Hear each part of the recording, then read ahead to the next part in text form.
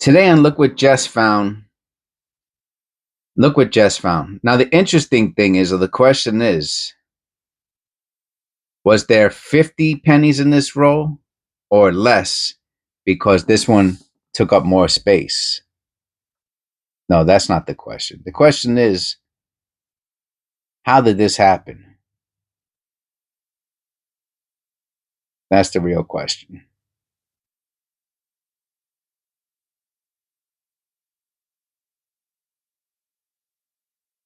Pretty cool, pretty interesting.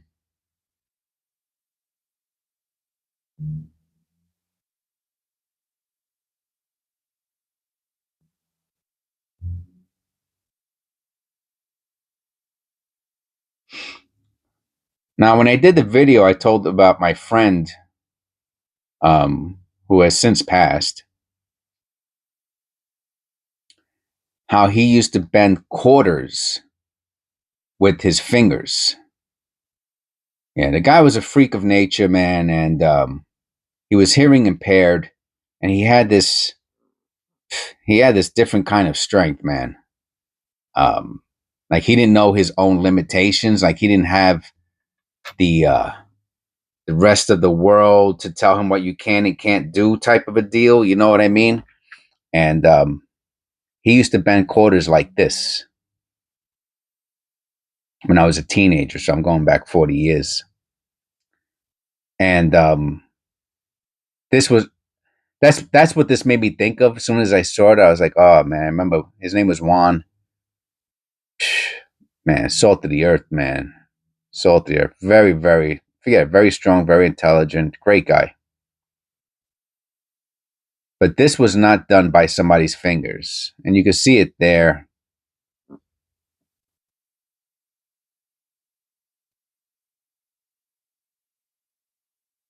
Now, the question is, what is that, right?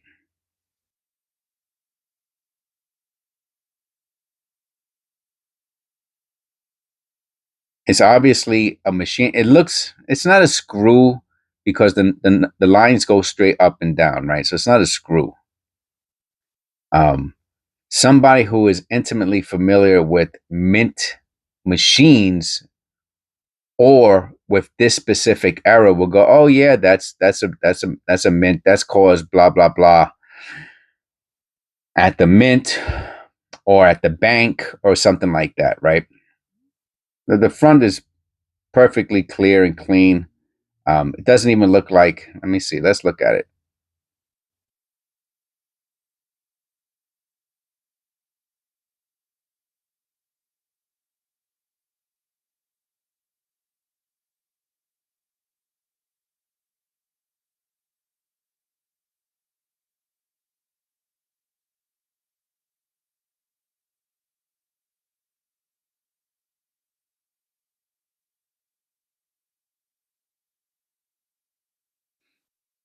Imagine if it had been at the A and the M and it would have made it to a wide AM. Would that count? Ha! That would have been funny.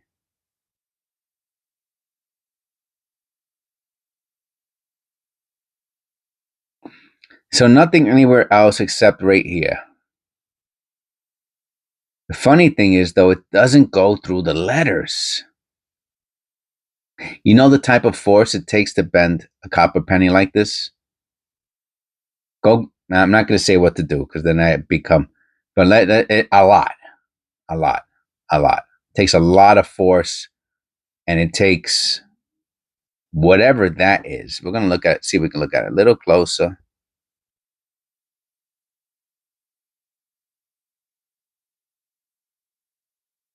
Whatever that is, that's what it takes.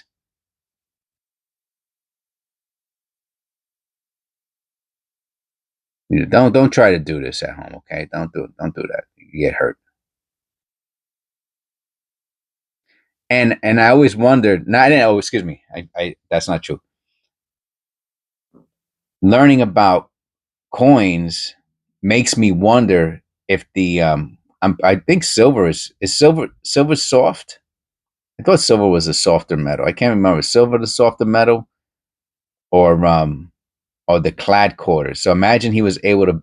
Cause we're talking the 80s, so there was you were able to find 60s, and he was a very, very smart guy. So I wonder if silver quarters are softer than clad quarters. That would be interesting little tidbit. Like imagine if the silver quarters were softer. He's like, watch this, but he was able to do the silver and not the other one. Because for some reason, like sometimes he didn't bend the quarters. You know, he only bent. I mean, he bent a bunch of quarters, but just wondering. But this one here, you can see the machine marks on it, but not through the letter, man.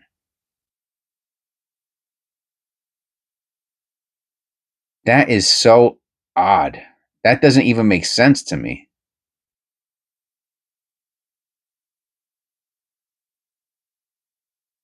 Oh, look how far down it goes. Wait, no, no, that's the stairs. I'm sorry. No, it stops right there. So odd. Anyway, I've never seen anything like this before. If you have, I mean, I've seen slightly bent pennies, but not like this, and definitely not with the evidence of machining on the inside. So, if anyone's ever seen it before, let me know. If you have any theories, obviously logical theories, leave them in the comments below. Please click like and subscribe, and I'll see you in the next one.